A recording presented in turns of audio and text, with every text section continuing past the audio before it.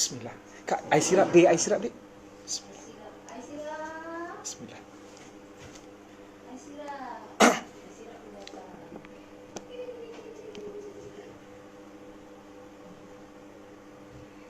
Bismillah.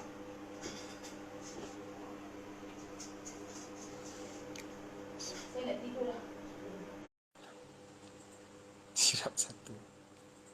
Bismillah. Ustaz minta isi lagi apa? Astagfirullahaladzim. Macam mana kau boleh dengar? Aku rasa belum on lagi aku punya live. La ilaha illallah. Dah lah. Ya Allah, tak. Saya bercakap, saya dengar suara saya balik. Ustaz punya speaker kot. Okey, dengar. Mungkin kau tak ikhlas. Aku ikhlas je nak buat je live. Bukan. Ha. Apa? Tak, bukan. Okey, test. Oh, okey. Nah. Saya tak boleh cakap kuat sangat. Kalau saya cakap kuat, dia bergema. Tapi ni sekarang okey tak? Oh, okey. Kuat juga suara Ustaz ni. Sekejap saya pelankan sikit. Kau nak komen aku? Kau yang pekak? Boleh? Okey, dah. Okey. Wah, kemas rambut Ustaz hari ni. Ajar Rambut. Kau ingat rambut yang kemas ni rambut yang kemalan. Okey. So maknanya apa mungkin ada persoalan-persoalan daripada ni? Suara Mia bergema, ya ke? Hello, tas. Okey kan? Okey. Itulah, saya tak sempat lagi nak kumpul soalan. Ustaz. Sekarang ni berkenaan dengan isu, okey, apa persoalan yang boleh dibangkitkan? Skema. Apa persoalan yang boleh dibangkitkan sementara PKP ni? Ataupun perkara-perkara yang berkaitan dengan Dia tanya kita. Okey lah. Aku kumpul apa ni yang baru-baru ni yang tengok tu, kau buat kelas apa tu?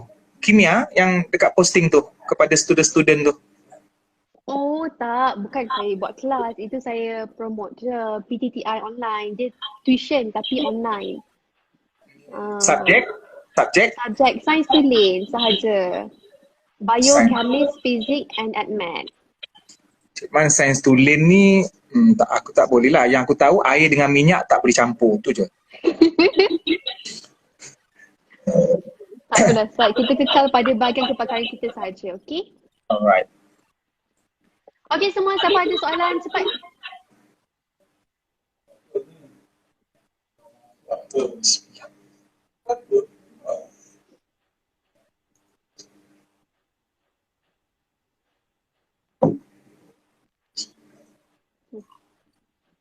Ustaz tadi minta siapa buat air sirap?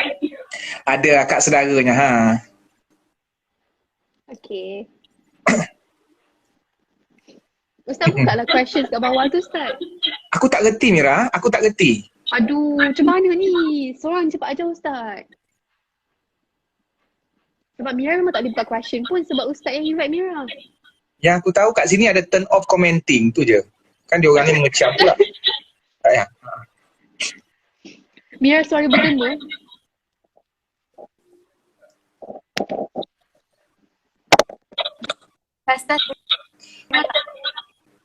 Okey, kalau solat tarawih boleh buat di rumah tak? Boleh buat di rumah. Sebelum PKP pun boleh, semasa PKP pun boleh sebab solat tarawih ni hukum dia sunat. Okey Ustaz, sekarang ni banyak yang orang bercakap pasal bila baca surah Al-Mulk ni banyak dia punya kebaikan. Boleh tak Ustaz ceritakan sikit apa sebenarnya kebaikan baca surah Al-Mulk? Orang kata kalau baca setiap malam nanti Allah akan daripada apa? Azab kubur. Azab kubur. Okey. Dia pertama sekali macam Cik Mas sendiri, Ustaz sendiri kita ialah dia ada kelebihan-kelebihan yang Allah berikan pada surah-surah yang tertentulah. Cuma kita kena tengok juga sebab kadang-kadang nak kata kelebihan setiap surah ni ada di kalangannya hadis palsu ataupun hadis yang sahih. Jadi kepada netizen kita katakan bahawa jangan khususkan sebarang surah.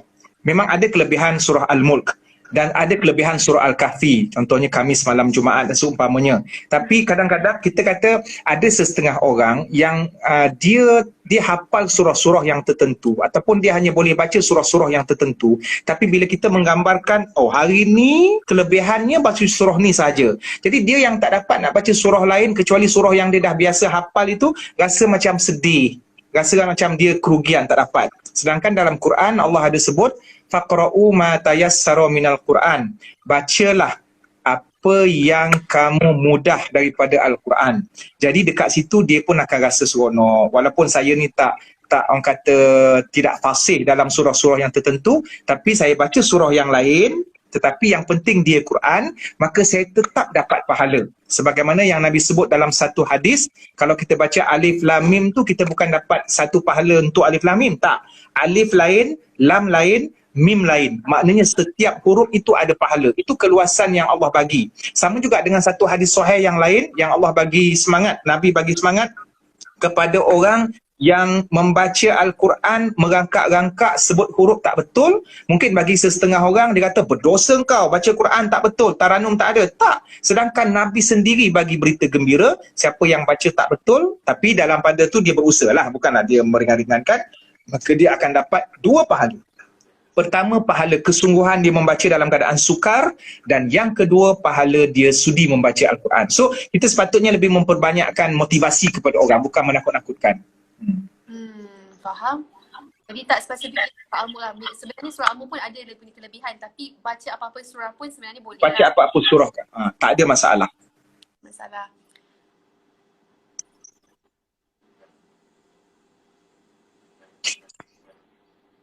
Macam mana ni? Okey, ada apa soalan lain?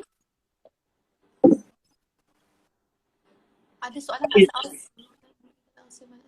Pasal apa? Tak apa. Okey.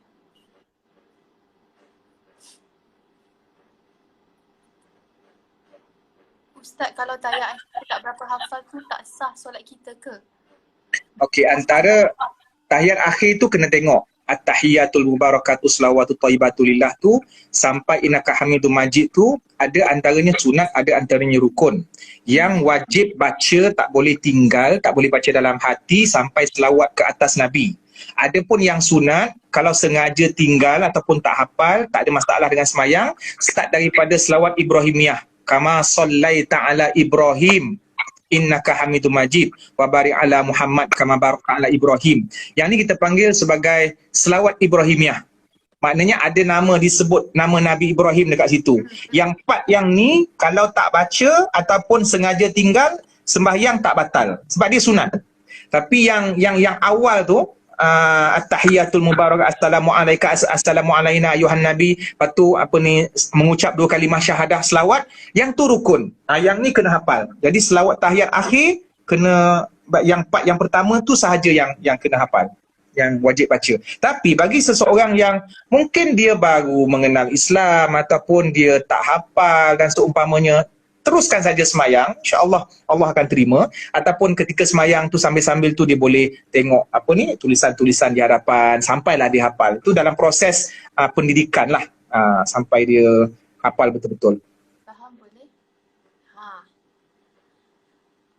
Okey, ada soalan kat sini. Apa pendapat Ustaz mengenai jodoh yang kita cari dan jodoh yang Allah dah tetapkan?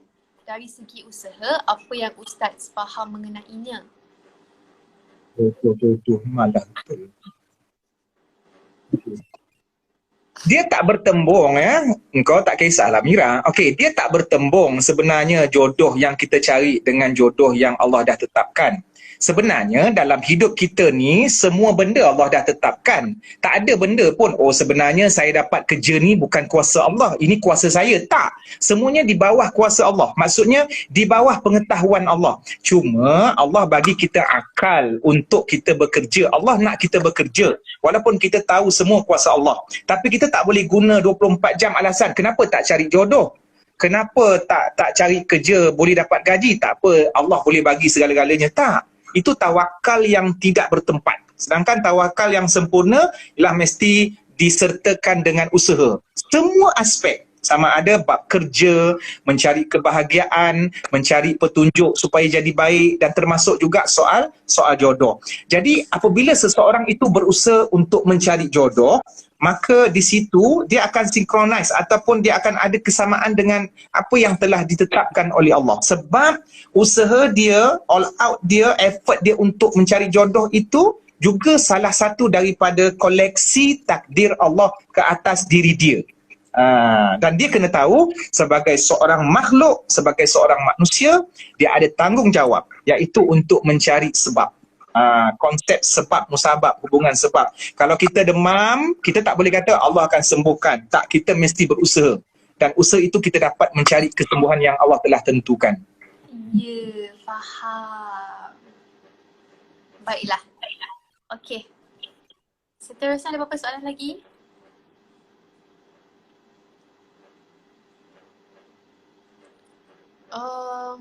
Ustaz, explain sikit pasal nikah wanita. Nikah wanita ni hal-hal yang berkenaan dengan perempuan, macam mana perempuan sembahyang. Ada orang kata perempuan kalau sembahyang tangan kena rapat. Tapi yang tanya lelaki. Dia tanya untuk ni lah, bini dia kot.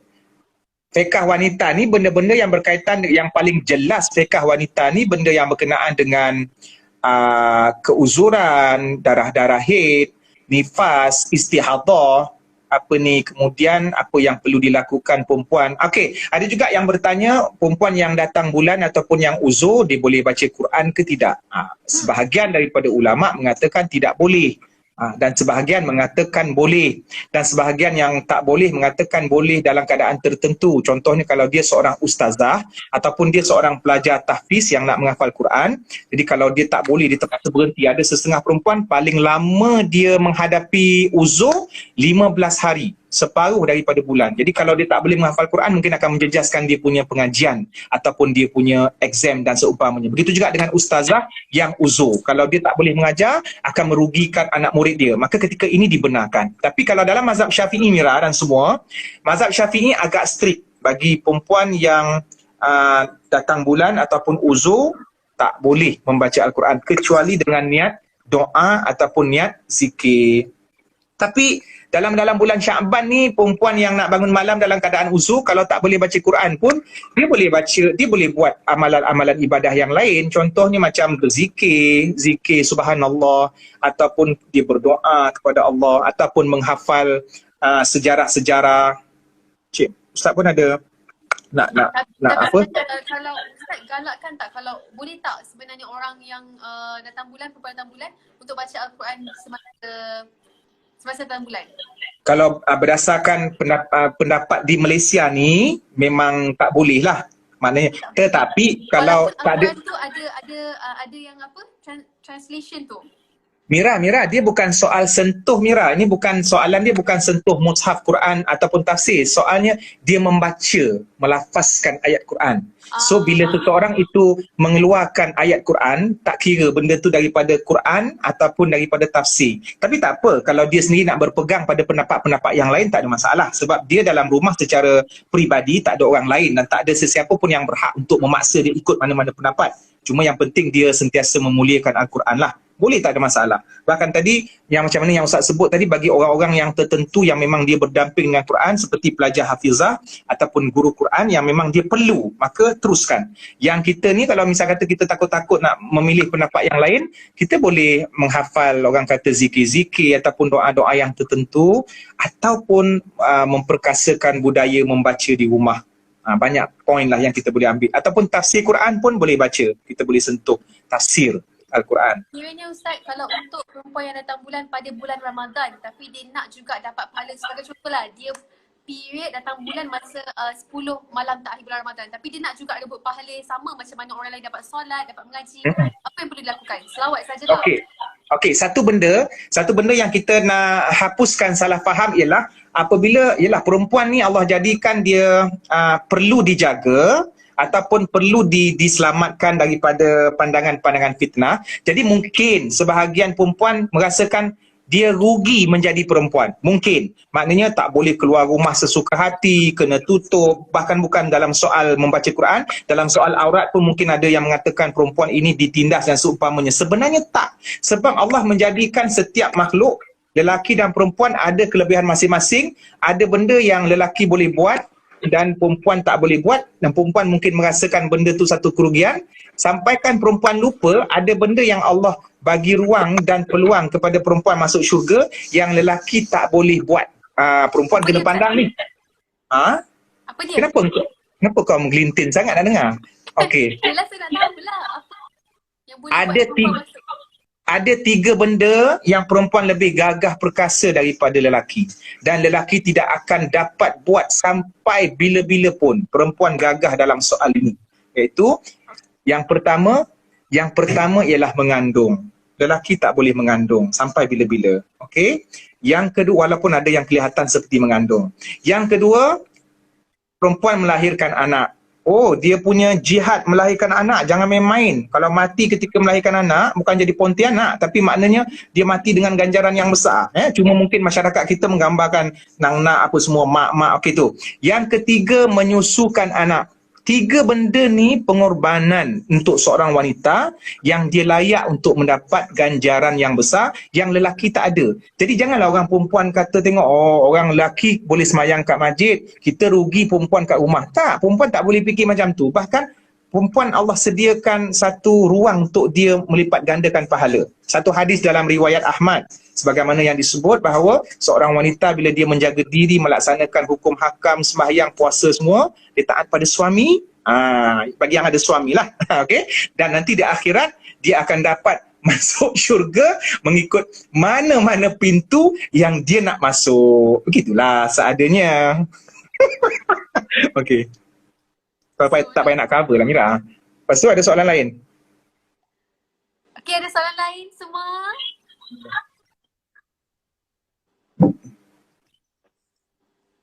Tu yang remaja je, tu yang dah kahwin je. Kami yang remaja ni macam mana? Tak adalah Mira. Pada bulan 10 malam terakhir, seorang perempuan boleh sediakan makanan untuk suaminya. Perempuan yang datang Okey, sorry. Nah. Seorang tak, aku tersilap. Bukan aku tersilap. Aku bagi contoh. Nanti dulu. Okey, seorang perempuan, kau dengar. Seorang perempuan yang dia uzur dan dia rasa rugi. Dia boleh banyak buat kebaikan. Menguruskan rumah, bukan tangga, menguruskan rumah untuk membantu ayah dia, membantu mak dia, menjadi seorang anak perempuan yang solehah. Bahkan perempuan yang uzur, kalau dia bagi makan untuk orang yang berpuasa, Nabi kata dia akan dapat pahala sama macam orang berpuasa tanpa mengurangi pahala orang yang berpuasa tu bahagi 2 dengan dia. Jadi Nabi sebut umum. Siapa yang bagi makan tu? Adakah itu perempuan yang dah kahwin, yang belum kahwin, yang uzur, yang tak uzur? Asalkan dia bagi makan, maka dia dapat pahala tersebut. Banyak pahala kesabaran. Dia berada di rumah. Bukanlah Ustaz kata perempuan kena duduk rumah. Tak, perempuan pun boleh juga keluar rumah dengan syarat-syarat tertentu. Dia bekerja, mencari nafkah, membantu keluarga dan seumpamanya. Tapi nak kata kalau dia tak buat macam tu pun, dengan sikap dia menjaga diri dan maruah dia, ganjaran yang sangat-sangat besar daripada Allah. Dengan dia tak keluar rumah, itu menutup pintu fitnah, maka ganjaran yang besar daripada Allah. Apatah lagi kalau dia keluar untuk membantu keluarga.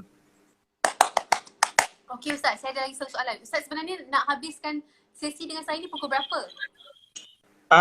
Aku tak bergantung kepada persoalan. Kalau ada persoalan teruskan. Kalau tak ada idea, maknanya tak ada kena mengajar lagi tak lepas ni? Tak ada perkataan.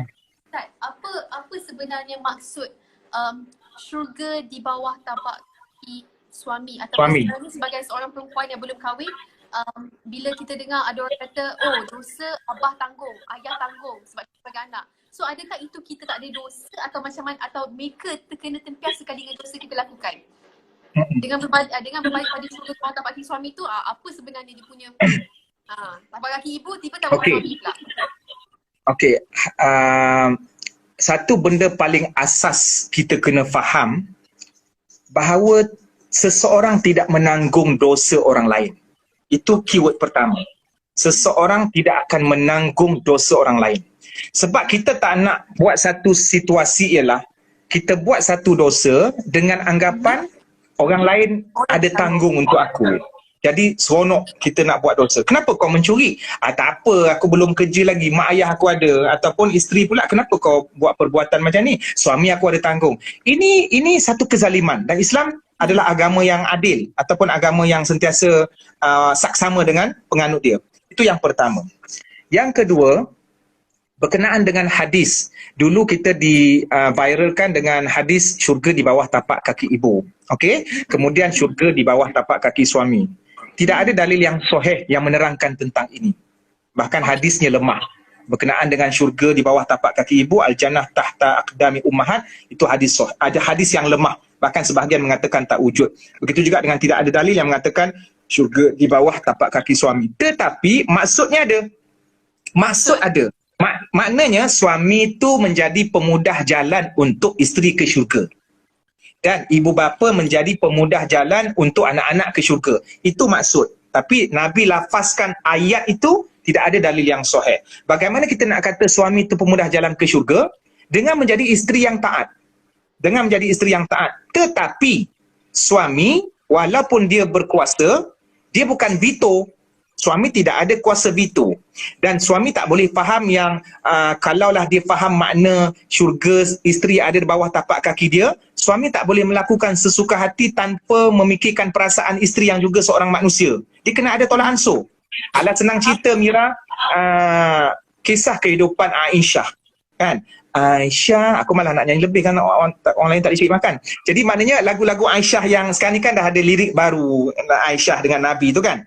Tengok macam mana Nabi dengan Aisyah. Nabi main lumba lari dengan Aisyah. Nabi tahu Aisyah cemburu, tapi Nabi faham sebab dia seorang manusia.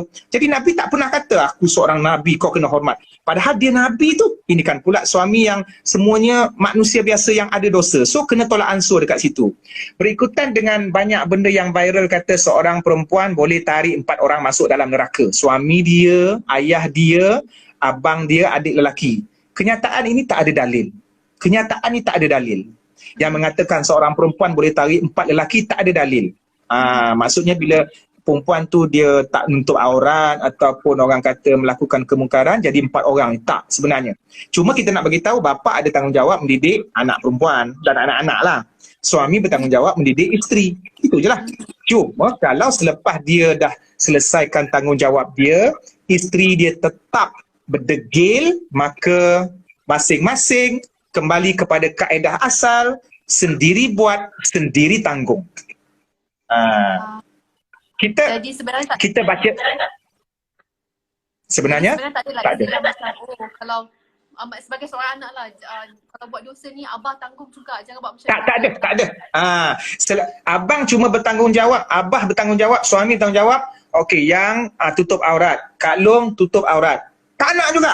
Abah dah bagi sekolah, dah hantar dekat guru, kemudian dah nasihat betul-betul, degil, maka tanggung dosa sendiri. Itu kaedah la taziru.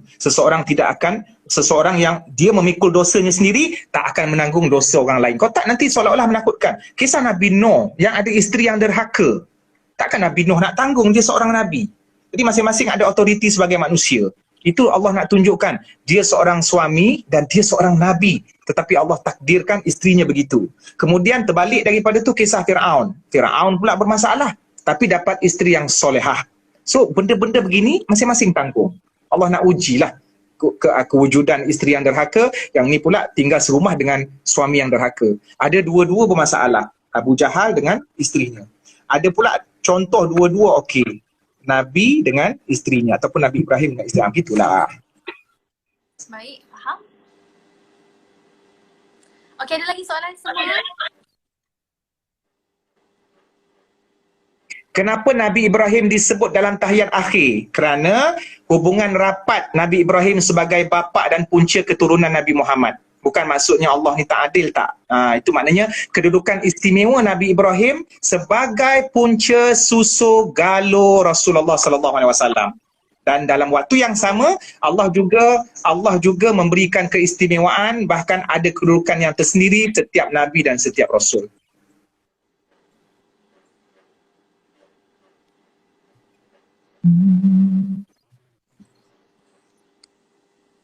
Lagi ada soalan? Ramai tengok kita ni.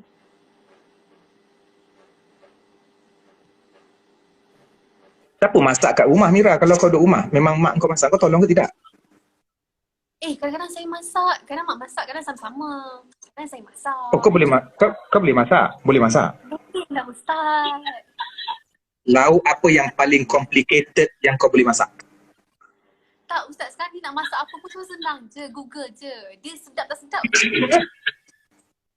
Tapi betul lah. Boleh masak. Kau pakai Sekarang ni Ustaz, tambah lagi PKP ni kan Ustaz, semua orang pandai masak. Lelaki, perempuan, semualah buat video tutorial masak. Ada hashtag nama ni cooking lah, apa benda lah. Semua orang dah pandai masak. Tapi kita tak buat apa. Ustaz masak tak? aku masak. Itu baru masak nasi. Oh. Masak nasi baru belajar. Tapi aku macam, yelah ada saudara-saudara yang membantu tu, makan je lah apa yang dia masak. Okey Ustaz, saya tanya satu soalan. Apa hukum mewarna rambut? Okey, kalau seorang perempuan ni dia bertudung tapi dia warna rambut, boleh ke tak? Warnakan, okey, asas hukum mewarnakan rambut pernah berlaku pada zaman Nabi. Itu kena faham dulu, ya. Mewarnakan rambut pernah berlaku pada zaman diorang ni jadi risau sebab diorang bezakan inai dengan apa yang jual kat kedai tu, apa nama dia? Inai yang jual kat kedai tu apa nama dia? Dye. Warna rambut. Dye. Apa warna dye lah ha. So diorang ingat dye ni macam berdosa sebab bahasa Inggeris macam berdosa. Jadi inai ni macam bahasa yang pahala. Macam itulah lebih kurang kan. Padahal semua sama. Okey. Asasnya ialah mewarnakan rambut berlaku pada zaman Nabi. Iaitu apabila Nabi menyuruh seorang lelaki tua iaitu Abu Quhafah yang sudah beruban. Abu Quhafah ni bapa kepada Abu Bakar. Jadi Nabi kata warna rambut tutup uban lah, tetapi elakkan warna hitam. Maknanya bagi orang yang veteran,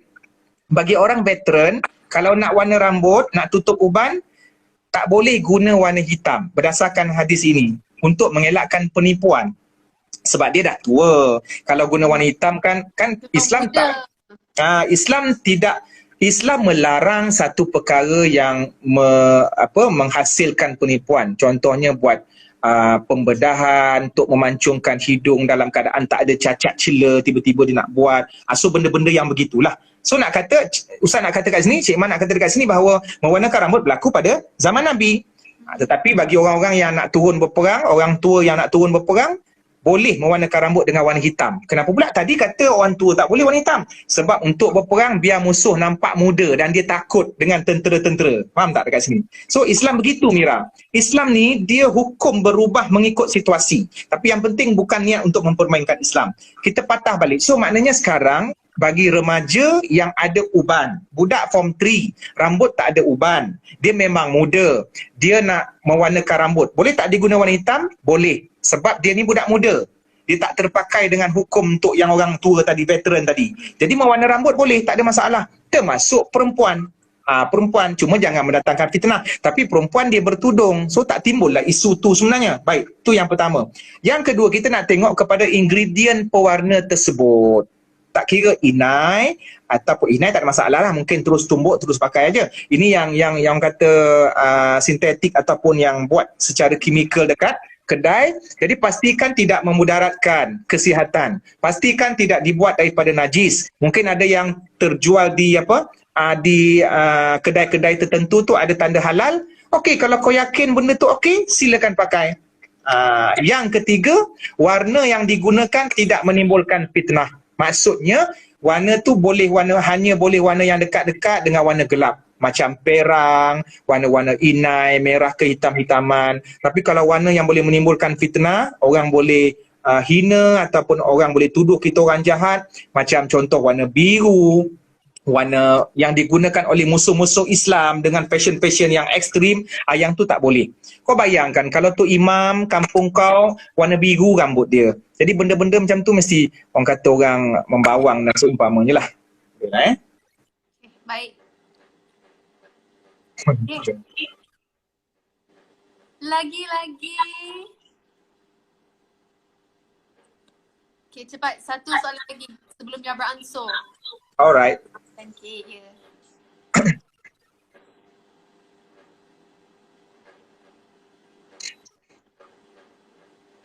PKP ni mungkin akan dilanjutkan dan Ustaz pun merasakan cenderung ke arah itu sebab daripada besok ada risiko banyak kematian walaupun keluar, lebih baik kita berkorban sedikit.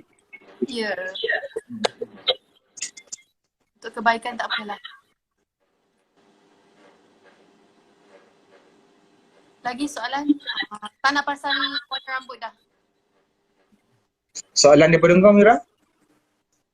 Dah tadi saya tanya dah. Sekejap. Sedikit dah. Okey.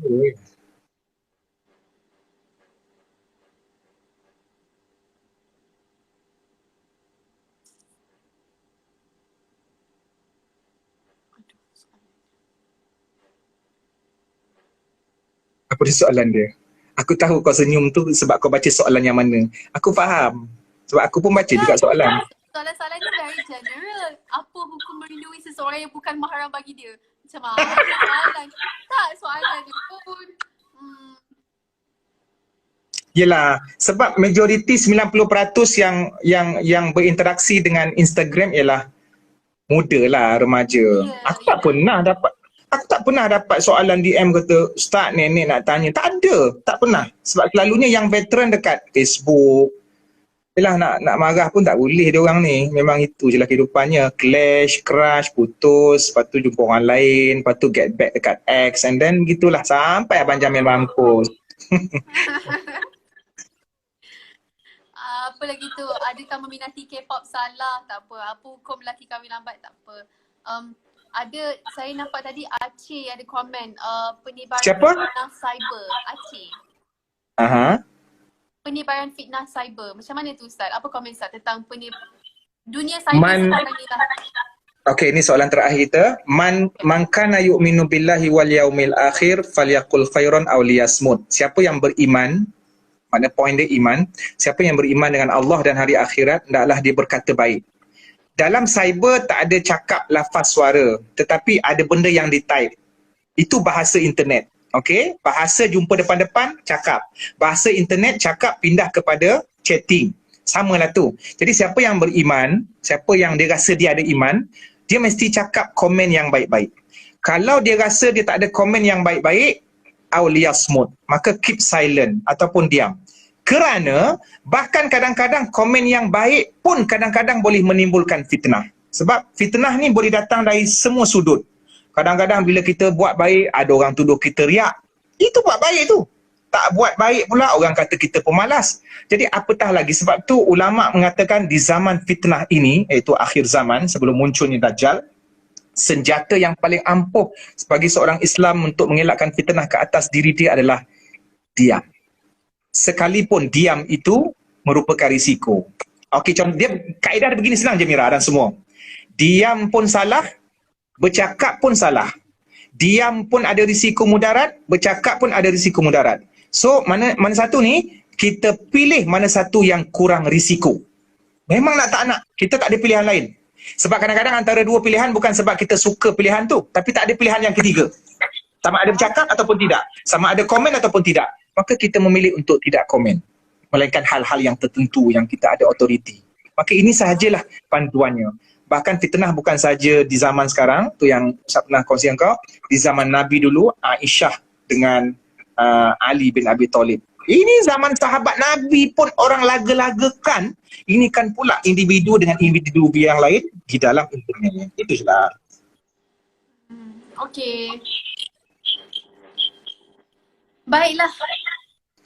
Okey Mira, terima kasih di atas perkongsian anda pada malam ini. Dah menjawab operator pula aku dah. InsyaAllah. Terima kasih selamat menjemput saya Ustaz. InsyaAllah ada Terima kasih. kita join lagi live sama. Sebab ramai peminat-peminat engkau ni kan. Kau tak dikecam aku. Jadi terima kasih banyak-banyak. InsyaAllah nanti untuk planning-planning akan datang. Okay, salam keluarga. Alright. Assalamualaikum. Waalaikumsalam.